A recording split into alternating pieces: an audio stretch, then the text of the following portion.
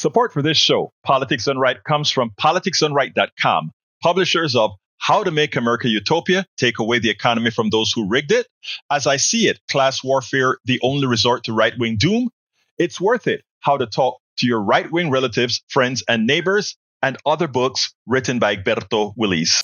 Welcome to Politics Done Right. My name is Egberto, Willies, your host. Good morning, Houston. Good morning, Harris County. Good morning to the great state of Texas. Of course, good morning to the United States of America.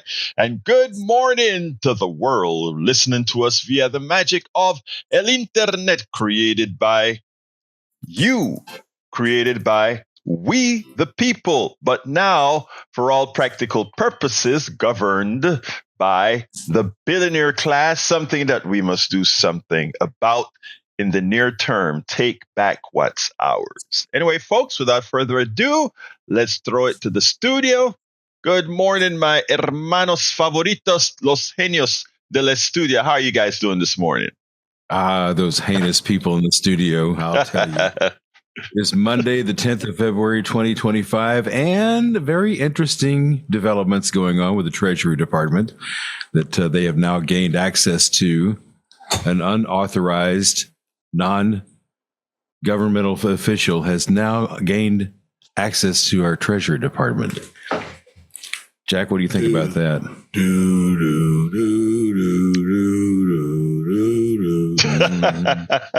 That sounds like either the Twilight Zone or the Outer Limits. I'm not sure which. No, I am just waiting for. I was saying it was full of hooey. Oh, okay. Well, I was thinking, how much longer do you think it's going to take for them to start selling your information off to telemarketing and marketing people? I mean, it's done. That's what I consider it done already. Yeah, exactly. Yeah, they're going to sell your information. They're going to get all kinds of telemarketing calls. Hi, Mr. Jones. We want to buy your house for $5. I'm not Mr. Jones. Okay, well, that's how you're registered with the Treasury. You're registered as Mr. Jones. But I mean, we were worried about TikTok. And, you know, the thing about it is Elon Musk has a great relationship with China. He's building factories there and he has alliances with China that he needs. And we're so concerned about China. And we give this guy free reign with 19, 20, 24-year-olds. Free reign. Guys that are hackers. Free reign to our data, which is more insecure. It's amazing. And, you know, most Americans don't know that. It's insane. Go ahead, my brother. Well, it's insidious and it's insane, too, because any of those 19-year-old to 24-year-old followers of Musk, they're going to sell that stuff. And how do you trust a 19-year-old with all of your information? I don't. Well, not that I dislike 19-year-olds or don't think that they're, good, but they're teenagers. And they do stupid things. Thank you. That's the magic that you've just said. It's like what my daughter was saying. My daughter said, she just passed 30 years old. I think she's 33 now. And she says, I was stupid in my 20s, and she constantly says that. She's like, it's not developed yet. Your mind isn't, and you do a lot of things you shouldn't do. But my God. I still do that, but I just learned how not to get caught. No, right. I'm kidding. But still in all, this is an abomination of what's going on. I mean, I cannot believe that they're letting this guy get away with this stuff. And Congress is sitting there going, well, Donald said it's okay to do. And he said it was all right. And they're friends. And no, man, no, there has to be a line drawn somewhere. So anyway, that's my rant for today. Jack has a half a page of wisdom here, so I think he'll probably make more sense than I do. Good morning, Egberto. How are you? Good morning, my brother. I'm doing just fine. Talk to me. Well, this is about the Supreme Court. America, look where you're at. Your Supreme Court is out of balance, and some of the justices are corrupted by wealthy conservatives seeking to influence Supreme Court decisions. It is clearly making decisions that favor corporate wants and desires and denying the people of their rights. At what point does the Supreme Court become illegitimate and a puppet court for wealthy tycoons? It already is. Well, that was yesterday, wasn't it? Yes, that was yesterday. A couple of months back. Yeah, I mean, this whole thing. I don't even know what's going on with our government. I mean, I read so much stuff over the internet, and also good news, reliable news sources, Reuters, ABC, NBC, CBS, CNN, and they're all saying the same thing. Are they really lying to us? No, I don't think so. No, they're not lying to us at all. No. Yeah. Egberto, we have sufficiently hijacked your show for the first 5 minutes here. So we're going to hand it back to you for a really great show today. Well, you know what? Before going to the show proper, you can't hijack what you're a part of. So, that's not possible. That's just saying. But anyhow, look. I just canceled that argument for you, Howard. I'm just going to go sit back here behind the control board. Anyway, folks, we're going to have a great show. The title of the show today is "The Country is Still Ours. What can be done about the left's diminished DNC presence?" Look, I have a lot to talk about, but what I want to do is sometimes I want to air a video. I want to get it out first, and then we can do all the other stuff, including taking calls, etc. But let me preface this. I think it was on someday last week, I was invited to give a talk at the Kingwood Area Democrats. And I went there with one plan to talk about. Then I looked around at the audience and I heard what the audience was, different folks who were talking about. There were a whole bunch of people out there were talking about. And I said, you know what? I want to change what I'm going to talk about on the fly because I think it was apropos. So I want you to listen to this because it was sort of a pep talk, but also a reality that we ought to stay in the game, and we must stay in the game, and we must be ready because, again, things don't stay the same. And as I ended that talk, I said, remember, we are, and I don't mean this to disparage others, but when you look at what those of us stand for, we're the ones that are standing up for all of you.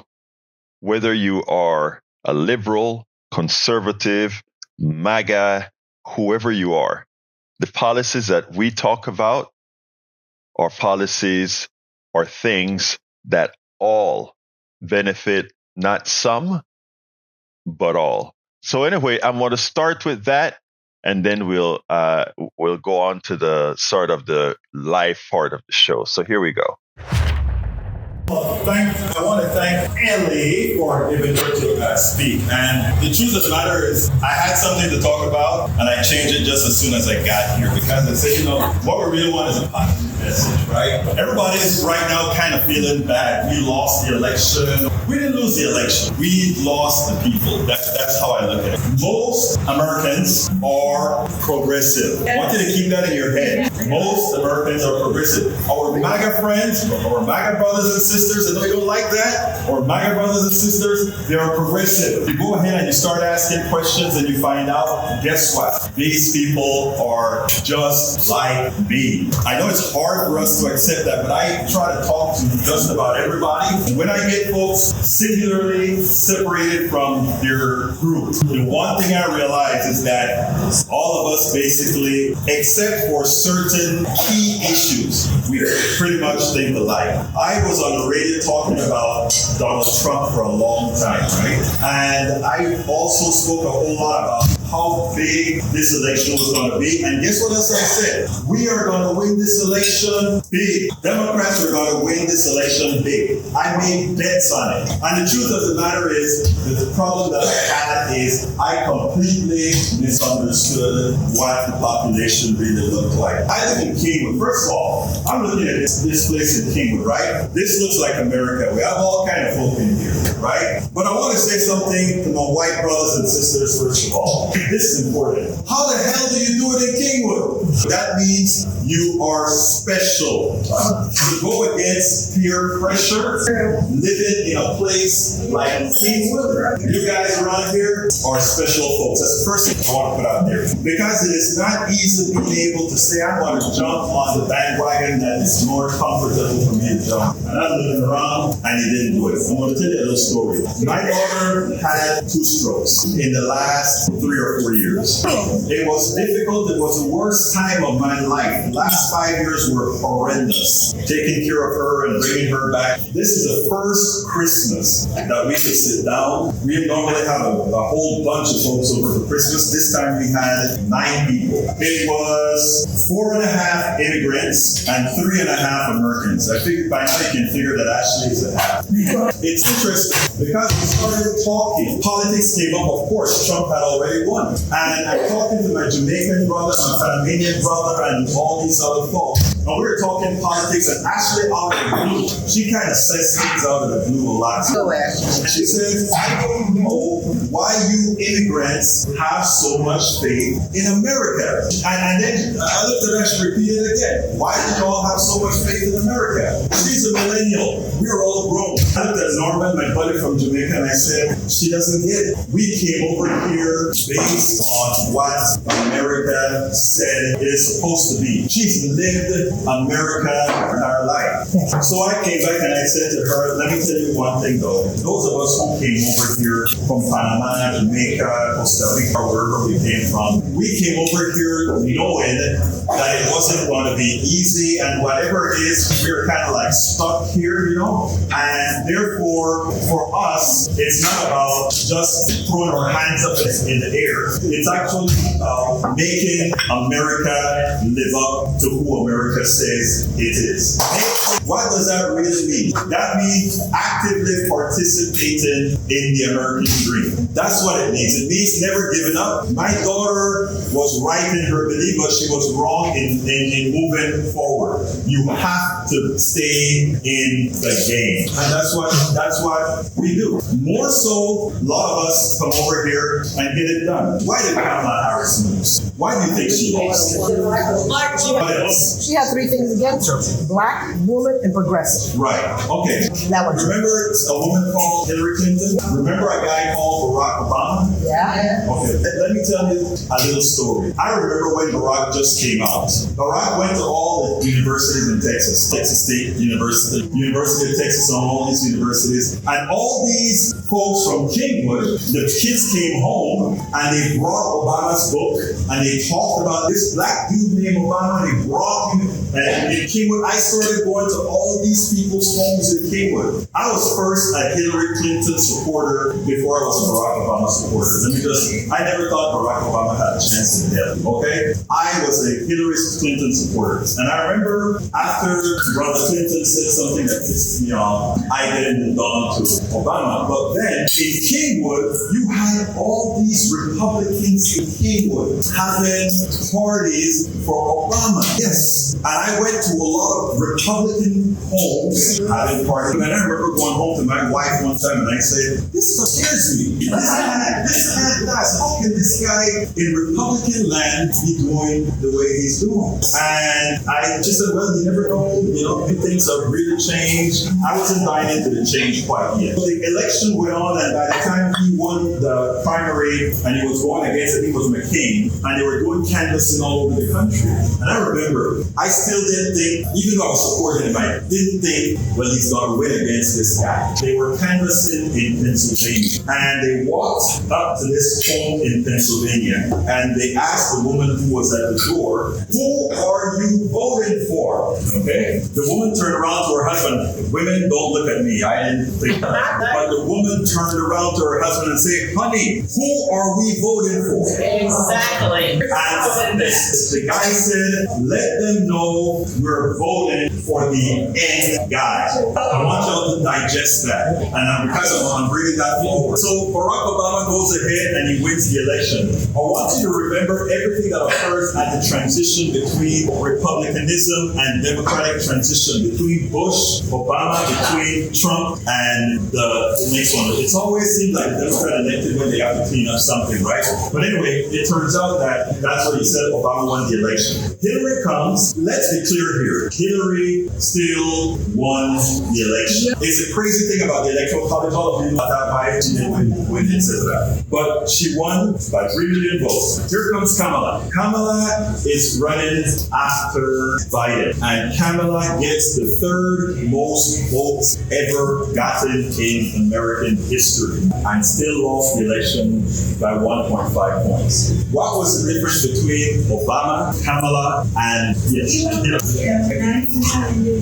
So 19 million people did vote. That is correct. But there's another thing about the economy. Remember what it was supposed to be. Remember that stuff on price of eggs? Oh, yeah. The price of eggs. That did her in, right? Did that do Kamala in? That's what everybody said. The price of eggs. Because nobody wanted to confront the truth about why she lost. She lost because, 1, she's a woman. 2, because she's black and Asian. And 3, because she's a progressive. The reason I brought those 3 up, if the economy was bad, there's a better chance that Kamala would have won. Think about that. They made it the economy that was the issue, but if the economy was bad, this guy said, I will vote for the end because of my personal economy. Nobody had to worry about their personal economy. They knew the truth. But what the news tell us all of the times is that, well, it was the economy because nobody wants to tell the truth. So let's compress. And this is the part that I really want to get to. Right now that we have Donald Trump in power, Donald Trump understands America better than anybody else. Okay?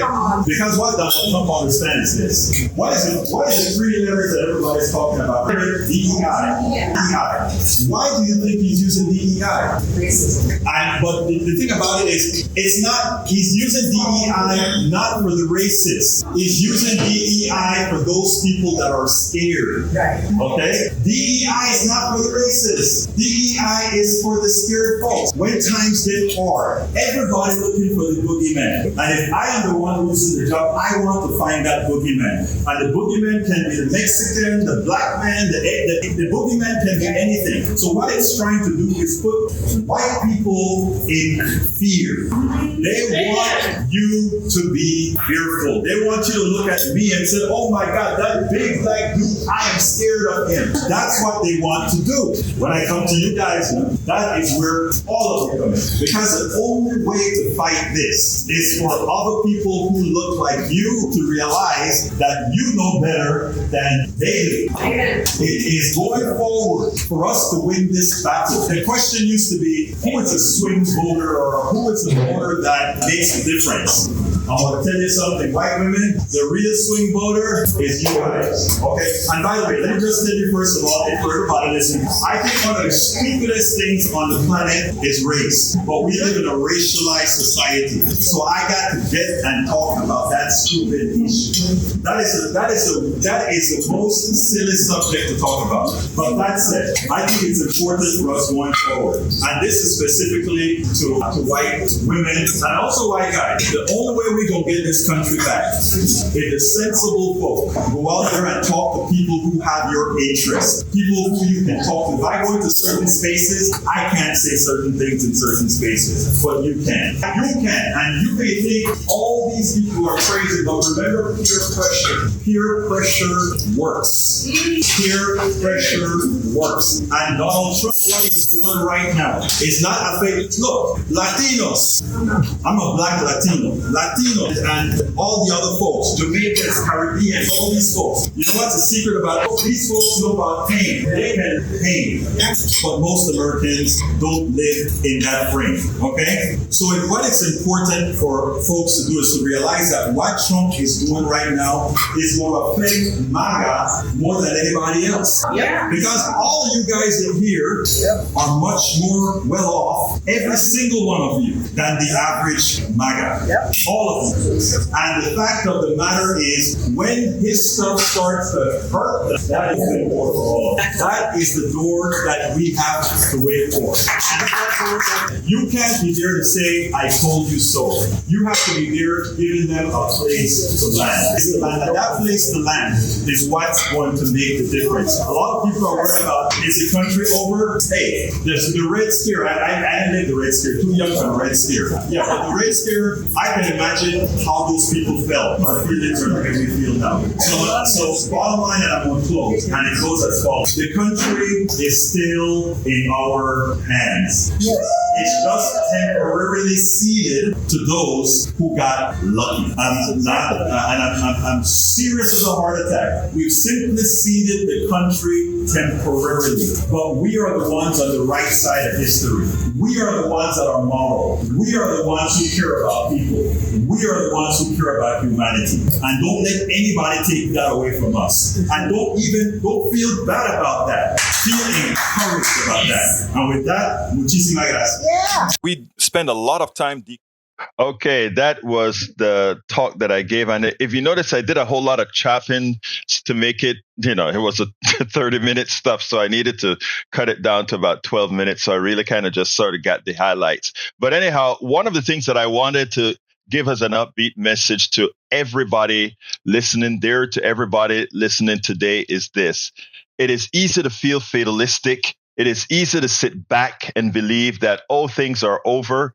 America has gone through these things many times before. You have to realize that democracy and all these things, it's not something that you win and then you just sit back. In fact, one of the problems we had when Obama won is that we won, we felt good, we sat back.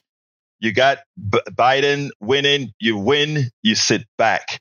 And when you sit back, all those evil forces who only believe in capital, they get a chance to grow again. And that is what you have to remember. Now, you may sit back and think, well, everybody is on Trump's bandwagon or his side. No, they're not. No, they're not. The things are starting to fall. This morning I woke up and I did my perusing of the news as I usually do and find out now that farmers, because of all these shutdowns and stopping of paying bills, etc., farmers who were promised by the government that after they've made these additions to their farms, they would get offset with subsidies, etc., because, that's what the bills that were passed under Biden said.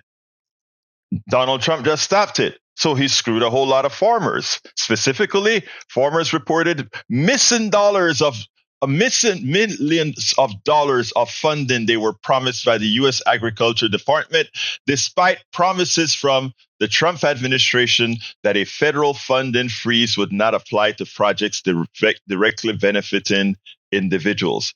He's only been there 2.5 or 3 weeks. And already,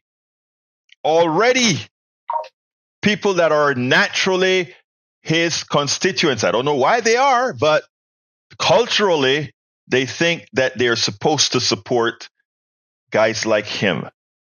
And they are already feeling the pain of his actions.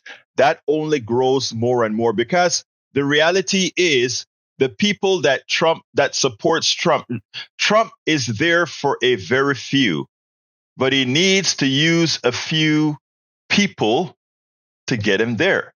So given that he knows how to lie unabashedly, he does it, get the support of those people, knowing that he's only going to be there for a while. Why he wants to rush and get all his things done in the first 6 months is, why?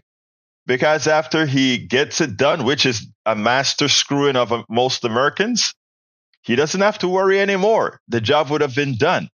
So what else is he doing? There's this stuff called the CFPB, right? The CFPB stands for the Consumer Protection Bureau. Okay, this is the organization that makes sure that if your credit card bills you and you think they've doing you wrong and you complain to them and they say, we don't care, you just pay the bill or we're going to mess your credit report up. You have a governmental body that can arbitrate that issue, right? That government entity, since its creation just during the Obama administration, has gotten back over $21 billion in fraudulent charges corporations have done to the American people. $21 billion of stolen money that had to be returned because of the CFPB. I consider that a hell of a return and investment for a government body that actually works for you. Now, Donald Trump for the OMB secretary, he went ahead and appointed Russell Vought. Russell Vought is a guy who believes the executive has unlimited power. Okay, that's what they believe. And the first thing that he did is put those 1,700 employees that are actually successful in their jobs on hiatus. Stop your work. Stop defending the American people. The CFPB isn't there for Democrats. The CFPB isn't there for Republicans. The CFPB isn't there for just these few people. The CFPB is there for all aggrieved Americans who are screwed as consumers by a bunch of companies who just do what they do best, parasitically steal from them. Your credit card company charging you 28% interest, 30% interest, when they can get money from the government at 4, 5, 6% interest. But they stick you with these ridiculous claims of these types of bills, right? That's what it's there for. And what did he do? Shut it down. Earlier, you heard Howard talking about Elon Musk going into Treasury, going into all these other companies, right? And what are they doing? They are just taking data. We were concerned about TikTok. I was never concerned about TikTok, but our government, both Democrats and neoliberal Democrats and Republicans alike, we're concerned about your data. And one of the things I've always said is TikTok doesn't need to take your data from you. There are a lot of capitalists all over America ready to sell your data. Zuckerberg has proved that. All these guys have your data, and it's all for sale. China doesn't have to come in and say, I need to put a TikTok into America to get America data. But that is what they know. That is what these politicians would like you to believe in order to usurp another market. But now Musk is in there. So having Musk in your treasury, knowing all your information, tax and otherwise, they know everything about you. At first, these were insular agencies that kept your data. Now, a bunch of 19, 20, 21, 22, 23, 24-year-olds, along with Master Musk, they have command of your data. Remember, less than 50% of Americans voted for Trump. Less than 20% of the entire American population voted for Trump. But they have your data, and they can do whatever they want with it, right? And we were concerned about China. I'm more concerned about Musk, who has a great relationship with China. China could blackmail Musk. I'll shut your billion-dollar factories down in China, lest you give me all that data you collected from America. Have you ever thought about that? Oh, Musk won't do that. You think so? Musk is a apartheid-believing South African, naturalized American, who was originally, according to his brother, an illegal alien. I notice I'm using illegal alien for him just for impetus. Folks, we have to get real. Now, like I told my brothers and sisters, my Kingwood Area Democrats, I said, be ready not to tell somebody I told you so, but to give folks a place to land. Because Americans, a lot of Americans are going to need a place to land when they finally find out that they've been had. There is so much lying that can go uncontested. And eventually Americans are going to realize, oh my God, look at what we've done. We've given the keys to this guy who has taken it all. And now we are not getting paid. And now to give more to the rich just to take where it comes from us. And most of the us's that it's coming from are the ones who voted for him. So folks, let's wake up. Let's get smart. All right, let's go to El Senor Ray, line number 1. And folks, don't forget, we're taking calls now. 713-526-5738. Again, that number is 713-526-5738. Brother Ray, come on in, my dear brother. It's great hearing you at the 6 o'clock hour as well as the 3 o'clock hour. Talk to me, brother. Yes, top of the morning to you and all of the listeners out there. I just want to bring light to something you brought up, and, ever since, Obama's final term and Trump's beginning term, I did notice some changes.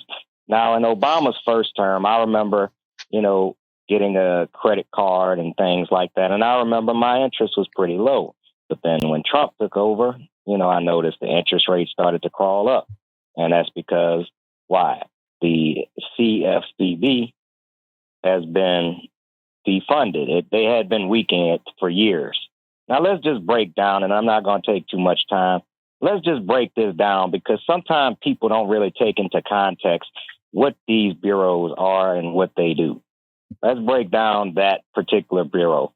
First, 2 letters. Consumer Finance. What is that? That's us, the people, the masses. That's our money. So you need to understand these are the people that are what? Protection. So they are protectors of the people's money. And this is a bureau we should have the utmost investment in. Because why? The majority of the people need their money to be protected. The majority of the people probably have credit cards with an interest rate that they can't afford because the credit card companies don't have any oversight because they got rid of the regulations. So it's just basically what these parasites are doing is they're taking over the government so they can suck as much money dry from the economy as they possibly can. And as if they haven't sucked as much money as they can. It's like if you could imagine, going outside and there's a big vacuum going to the sky. And every time you take $1 out of your pocket, it just gets sucked up to the sky. That's basically what we're in. If you want to make a little funny, image in your mind of what it's like, they're constantly funneling money to the top and leaving us with nothing, and it's just like, at what point do people wake up and realize who these parasites are so we can knock them off like the leeches that they are and stop bleeding us dry? Now, I want to say, and that's our job, right? Right now, for a lot of reasons, a lot of our press they're neutered. If you take a look at the layoffs that's occurring at CNN, the layoffs that are occurring at MSNBC, the layoffs that are occurring at major newspapers, etc., it's the methodical destruction of the organized mainstream media. And now it's in our hands now. And, we have to take our civic responsibility with what we're doing here. And I made that commitment several years ago. There are a lot more making those commitments. One of the guys that I respect so much, Costa from CNN, who they were trying to appease Trump by throwing him at midnight somewhere. And he decided, no, I'm not going to go on at midnight. I need to be able to be telling the truth. So he retired from CNN and decided to go on this same platform that we're on now as well, Substack, and now is doing his program from Substack. Same thing we have with Don Lemon and others. They're saying, you know what? Okay, we'll leave, but you know what? We are going to go into the space and be truly independent media. And who do we serve? We serve the people. And who funds us? The people. So when I talk about KPFT, when I talk about politics done right, say that. Go ahead, sir. Yeah, I love Don Lemon, by the way. He's been doing big things. Him, Roland Martin, you, I mean, all of y'all doing fantastic job. You know, if I could just, get past my anxiety, I might jump in that ring, along with y'all. It's just, sir, let me correct you. I want to correct you right now. You are in the game already. When everybody that calls in and show this sort of interest on what we're doing gives us the ability to expand and have people understand, because your voice represents a whole lot of people. Your feelings represent a whole lot of people, and it actually then multiplies. And that's what we got to keep doing. Hey, Ray, my lines are completely full. Let's talk at 3. All right. Well, I'll just say this. If I am in a fight, I'm going to make sure I bring my folding chair. There you go, brother. Thank you, brother. Peace. All right. Let's go to Robin. Come on in, Robin. Hello. Can you hear me? Yes, I can. Awesome. And Ray, this is Robin from Indianapolis. Your voice is being heard. So, yes, you are in the game. Every simple action matters. I have 2 things to bring up to callers. One, there's this bill being proposed called the SAVE Act. It's going to require like birth certificates and passports to match your name. And guess what, MAGA, if you love your Trump, you better, if you're married to a man and you've changed your name, you're going to give up your right to vote for him. And then, so back on my track, make sure as we deregulate the government and things are going to go slower, make sure your kids have their passports. And that means now, make sure you have your passport. And if you are ready to consider changing your name to your original name that was on your birth certificate, do that. And then the second thing that I wanted to talk about was, and make people aware of, February 28th is Blackout Day, where, and this is where I would like to tell people, especially if you are fluent in another language, this is where undocumented workers, undocumented immigrants can also protest. Don't spend your money on February 28th to like big companies like Amazon, only to, local people. So those are 2 things that you can do to fight back. And I was part of the Wednesday protest, and good, healthy way to release anger. And MAGA rallies worked. Why wouldn't, the protests bring up the courage in people. So that's all I got. Thank you very much, Robin, for that inspiring. And you keep up stay you already said it. We're staying in the game. Stay in the game, sister. You have a great day. Okay. I lost you. Take care now. Bye-bye. All right. Let's go to Augie. Brother Augie, come on in. Good morning. Yeah. I was wanted to talk about the Marine that called Friday. Wonder if he, ever thinks about his fellow Marines that are in Tijuana, Juarez, and Nogales that were promised citizenship. They went to Afghanistan and Iraq, but then when their terms of enlistment were over, they were kicked back to Mexico, and they wear the maroon and gold T-shirt, Marine T-shirt, and the Marine cap. But your fellow Marines were kicked out. That's because the Republicans have gutted the American military. There aren't enough Americans willing to go fight for America. They depend on the Guard and the reserves, and the Guard and reserves have immigrants too. Like 1,600 of them were active duty. Another 1,600 were in the Guard and reserves. And but then I also wanted to talk about the press secretary that Trump had, this woman. She was talking about these criminals that got flown on the planes. And then she was talking about, and then some reporter asked her about, what about the illegal aliens? Well, she said, well, if they're illegal, they're criminals. No, they're not. Illegal means that there's a law somebody made, like Republicans, and doesn't mean the law is right, moral, or just. It just means it's legal, and if you go against it, you're illegal. It doesn't mean you're a criminal. There's a difference. Criminality is you're harming somebody. Illegal is you're not following this law. That some man-made law for some reason made it up. And they also talk about running the government like it's a business.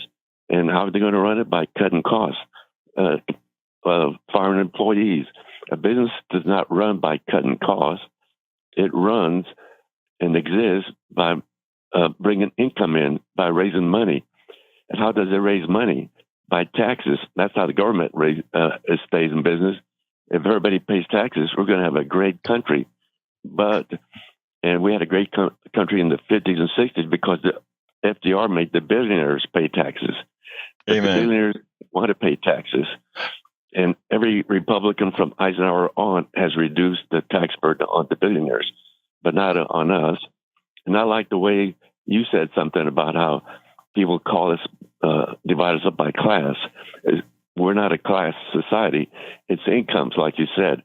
It's high income, middle income, and the middle income people are getting smaller and smaller because the higher income people are taking away our jobs. They're firing us. Look, I got to go, Audie, but Augie, you're absolutely right. I love that you said that because what happens is when you do the math, I always talk about our economy being a math problem, a formula. And the formula that's running our capitalist economy right now does exactly that. And if it continues to do that, by definition, just a mathematical equation itself tells you that we are all, except for the very few to the top, we're on a path to full indentured servitude. But we'll talk about that another time. Augie, my phones are full, so I got to go to Moses. I appreciate your call, my brother. You have a wonderful rest of your day. Okay. All right, let's go to Moses. Come on in, Moses. Sis, come on in. Buenos dias. Buenos dias, hermana. Which one is it Howard who always says rats? Yeah, that's Howard. Rats. That's Howard for you.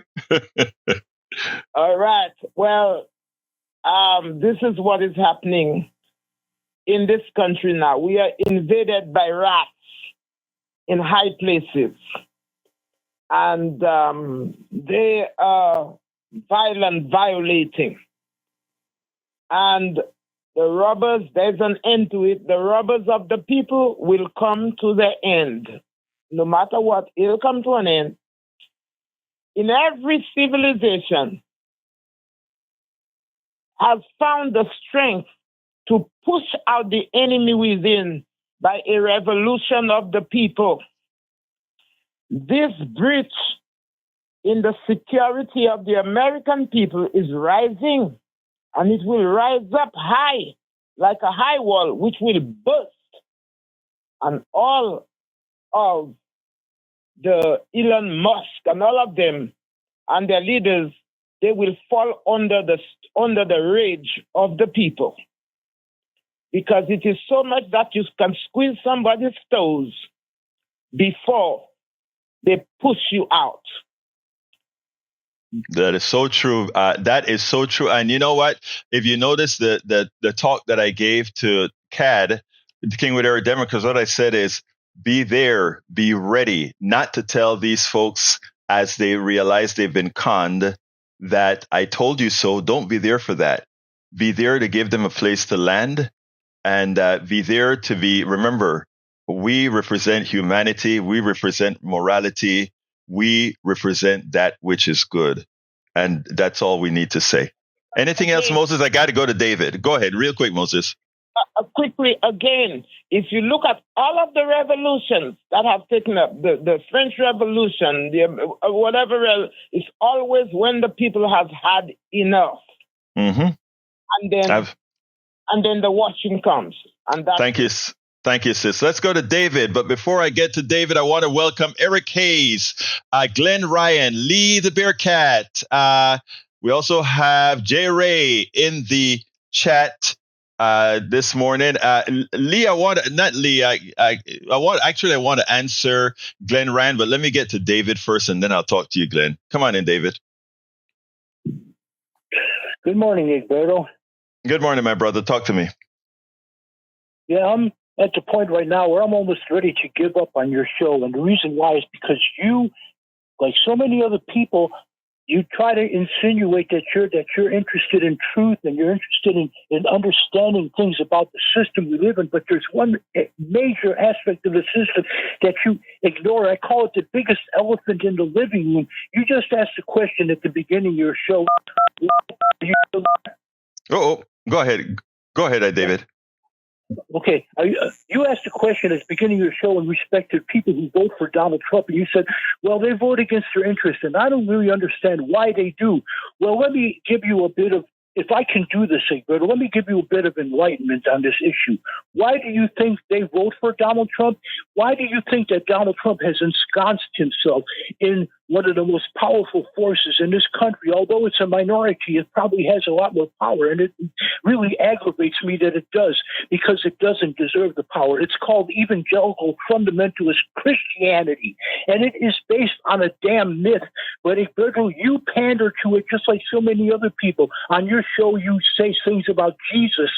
And I'm telling you this, Egberto, you don't even know whether Jesus even existed or not, but yet you treat him as though he is an absolute fact. And I'm telling you, Egberto, if you have to answer this question, I will ask you this. What evidence do you have to prove that Jesus actually existed? All right, let's do this first of all. Let's first of all talk about giving up on my show because of the issue that I actually do some pandering to those who believe in Jesus. Let me just tell you a little bit of my history. I grew up a Christian, okay? That's how I grew up. And after being a Christian, I went to Maranatha, a church at the University of Texas, who followed the Bible to the T. And then I learned a whole lot about what the belief system was. It wasn't what I thought it was, having read the entire New Testament myself. And that turned me into a humanist. But as a host, as somebody that has empathy and compassion, I cannot look at myself as an absolutist. I will never give myself that responsibility of being an absolutist. I have to go where people are. Hear me out, David. Go ahead, David. Go ahead. Ask. If you have to go by what the evidence demands, and I'm not expecting you to stomp on people and say you got to think just like me. Let me answer that question. The evidence. Let me answer the evidence question.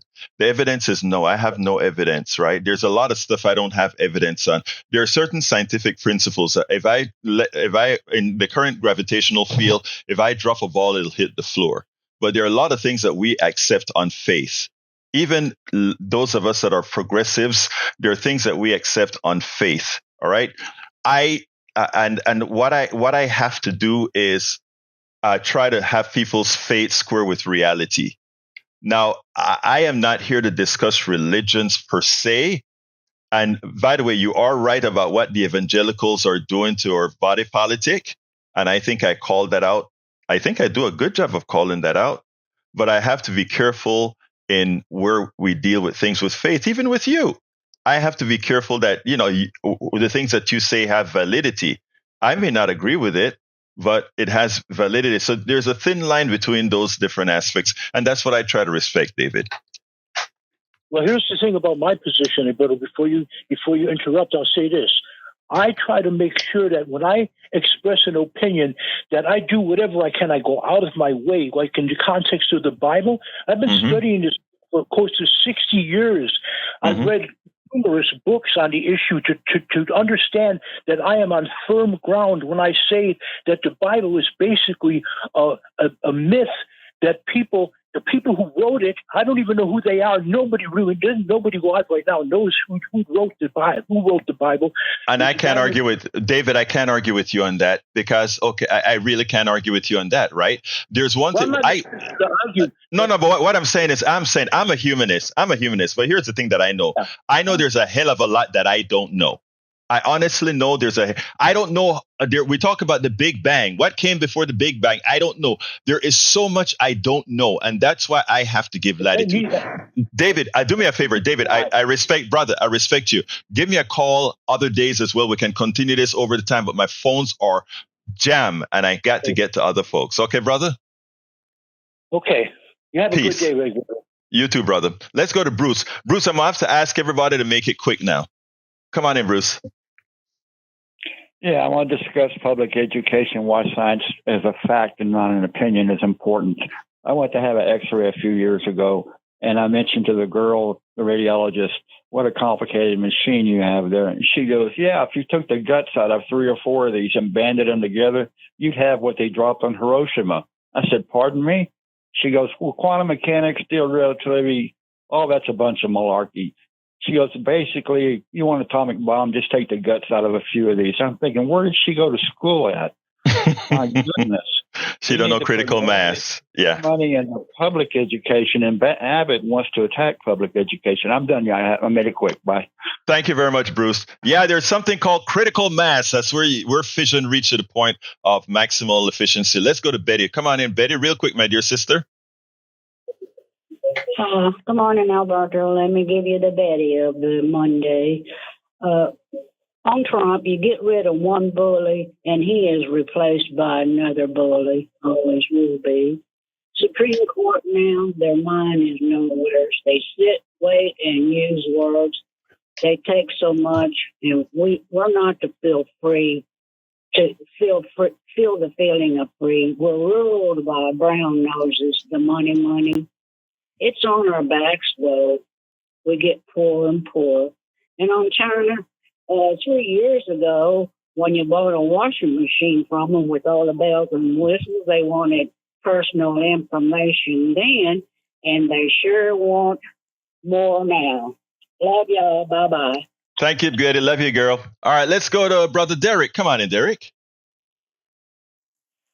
Hey, good morning. Quickly, I just wanted to say, have the people forgotten that Facebook is a people-driven company? You have the power to ask Zuckerberg what the Zuck is going on here. And you do have other social media companies that you can colonize. And lastly, Egberto, between Donald Trump and Elon Musk, it looks like muskrat love. Play that song by the Captain O'Neal and think about them too. You're going to have a good laugh today. Thank you very much, Derek. You have a wonderful day, dear brother. You too. All right, let's go to Mike. Come on in, Mike. Hello, Mike, I'm doing fine. Talk to me, brother. It's about the Consumer Financial Protection Bureau. They serve the purpose because I received over $2K in refund from a class action. So when people come on talking about the government is the problem, government is our solution, but it's the wrong people that's running the stuff. Look at what you're getting right now. It's obvious that a coup is being committed against our country, and Elon Musk is leading it, and he's not a natural born citizen. He's unelected. But the people don't seem to have a problem with him, as long as it's not Kamala or the Democratic Party. It's a sad situation. We're in a lot of trouble, so we got a lot of work. Let me tell you, Mike, you're absolutely right on both points. And the thing, I'm glad that you mentioned that about the CFPB, it being the solution as well. So look, thank you for following. Thank you for listening, folks. And, you keep listening and keep calling. All right, brother? All right. Thank you. Thank you very much. All right. Last call. Let's go to Brian. Brian, real quick, without much time. Yeah. Bernie Sanders went on CNN this weekend and said that Congress has control of USAID, that Elon Musk cannot and shall not do anything with the money. Now, here is something for Howard to look up. Who controls line by line who pays for USAID? Congress, Treasury Department, or the Secretary of State? Has Congress got anything to do with control of the money? Actually, the way our government works, if you read the Constitution, Congress is the one who allocates how the money is going to be spent. They turn that into a bill, and that bill is then signed by a president, and the executive is responsible for executing the will of the people, which means, and Congress represents the will of the people. That's it. It's that simple. It's not complicated at all. Hey, Brian, I did just look it up. It says Congress controls it. The agency is funded by Congress. Hey, go ahead. Okay. The agency is funded by Congress, which allocates money for it through the state foreign operations and regulated programs or related programs appropriates each fiscal year. So Congress controls it. And that's, I mean, the funny thing about it, Howard, what's so funny is all these folks that like to talk about Constitution, when we place the Constitution in front of them, right, they suddenly want to change it. It's just like what Vance said about the judiciary. The judiciary ruled, and he said, no, the judiciary can't overrule executive. No, the judiciary is what interprets the Constitution. That's why we didn't like what the Supreme Court said, but we sure as hell have to live by, if we're going to follow a body of laws, we live by what they said, and to change that, we have to change the body politic. Interject, please. Time is running short. Only if you're going to say something sensible. Go ahead, real quick. Yes, line for line, USAID, who controls it? On the spending portion of it, Congress may appropriate $40 billion line for line. Who approves the money spent? Congress. Let's be very factual. When Congress writes a law, Congress has the right to write a law that says this money in USAID is going to go here. Who controls the money line for line in USAID? All right. Anyway, let's go studio. Go ahead. Oh, I'm done. All right, so Jack, anything? Nope. All right, here we go, folks. First of all, thank you very much. We kind of went over by a few seconds. politicsdoneright.com/newsletter. The rest of the show, politicsdoneright.com/newsletter. Love you all. My name is Egberto Willies. This is Politics Done Right, and you guys know how I end this baby. I am what? Out! Support for this show, Politics Done Right, comes from politicsdoneright.com, publishers of How to Make America Utopia, Take Away the Economy from Those Who Rigged It. As I See It, Class Warfare, The Only Resort to Right-Wing Doom. It's Worth It, How to Talk to Your Right-Wing Relatives, Friends, and Neighbors, and other books written by Egberto Willies.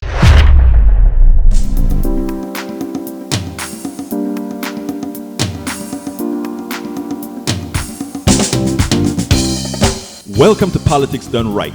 I am your host, Egberto Willies. This is a progressive program that will take the mystery out of politics. This is the program